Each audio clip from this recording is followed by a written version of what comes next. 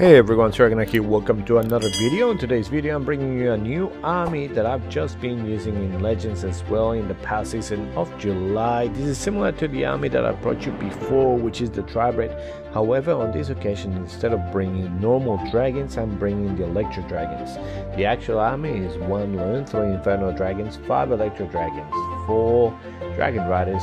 Then for spells we've got 4 rages, 5 freezes, 1 poison, and in the CC with the blimp is the dragon rider with the 4 learns. Obviously you can bring a normal dragon if you want, however I find that the dragon rider in the CC makes it nice and easy for the temple to go down with 1 rage spell. So let's go to the first attack. So this is the first attack where I was coming in, and pretty much is exactly the same setup as the other army that I brought you, having the king and queen on one side to create a bit of a funnel, using one of the Inferno dragons just to kind of funnel them as well wherever you want them to go, then putting the Edrags with the dragon riders and the loon and bringing them in, using the double rage early warning ability as you would with any other Edrag army, and then just getting them into the base, sending the blimp from behind. You can send it from behind or you can send it directly into the tank hole. However, I found that most of the time I was getting trapped at the front of the tank hole. But now, thanks to this attack and the other Tribrid and different Flybrids where they are sending the blimps from behind, now a lot of people have been starting to put their tornado traps behind the town hall. So that's something to consider. Another thing that I've noticed as well with a lot of base building, whenever they put the sweeper behind the town hall, that means that the tornado is just on the other side of the town hall. That way when the sweeper pushes your loons, then they get trapped by the tornado, and that's like a perfect trap. So just keep an eye on that. This attack, in the end, it ended up coming in very close. However, still really strong. Now, I wouldn't say that this is stronger than with the normal dragons. I think the normal dragon one is extremely powerful.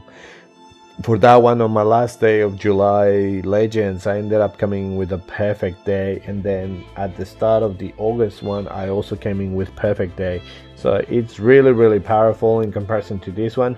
But this one, it's kind of like a little bit more base specific. Obviously with Edrags you want the base to be a little bit more compact, but it's always the same setup: king, queen on one of the sides just to create a little bit of a funnel, sending all of your Edrags and dragon riders with the double rage and the warding ability with the blimp from behind for the tank hole.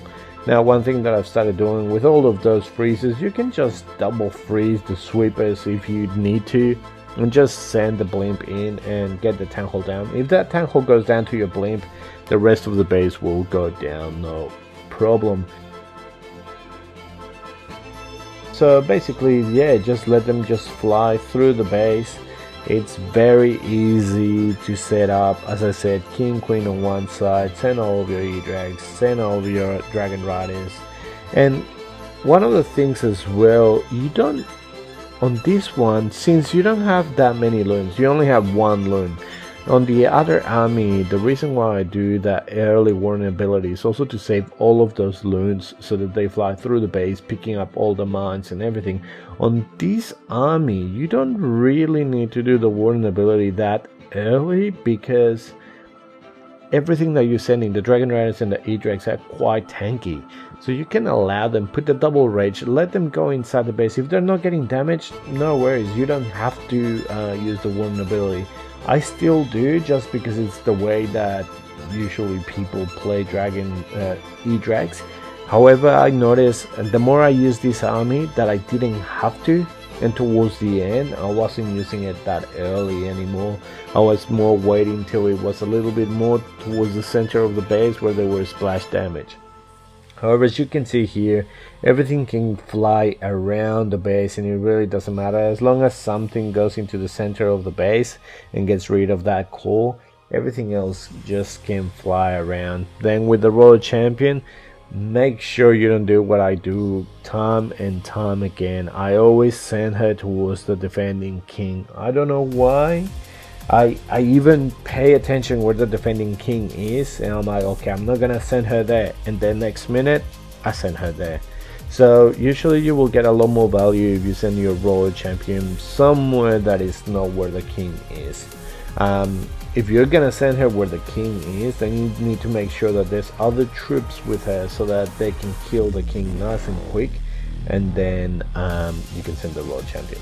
Over here on this base, again, the king and queen on 9 o'clock just to go into that eagle compartment. That's the other thing. Usually you want to get rid of the eagle nice and quick.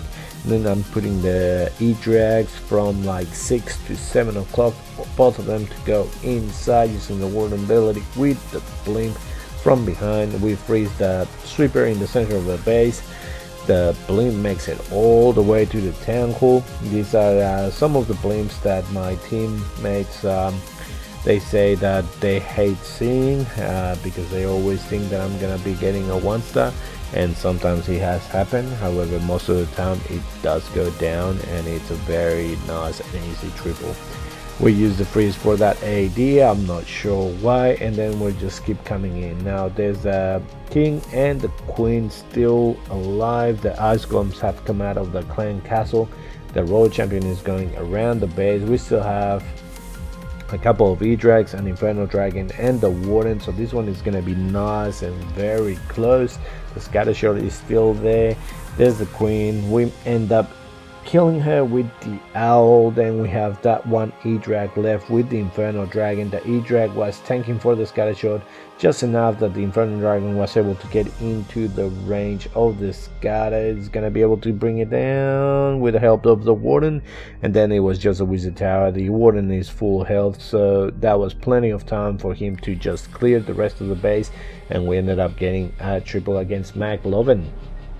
Now this was also in the range of the 5500 trophies, 55 to 56. Then we've got Fresh, who was a teammate for us at Resistance, and yeah, I was pretty happy when I saw him there. He ended up quite high last season in the trophy, so we ended up matching him, and I sent my king and queen into his eagle compartment, sending the Edrags on the other side just to move in. I decided to keep the blink for the time being, as they were going to be going against a sweeper, and there was quite a few targeting defenses there along the way. So once the Edrags ended up getting into the center of the base, that's when I decided to send the blimp, put the freeze for the Scattershot, send it all the way in. It's going to reach the town hall nice and quick, put the rage down. I ended up putting a freeze as well because I saw that it wasn't going to go down, so by putting the freeze, it just gives enough time for that Dragon Rider from your CC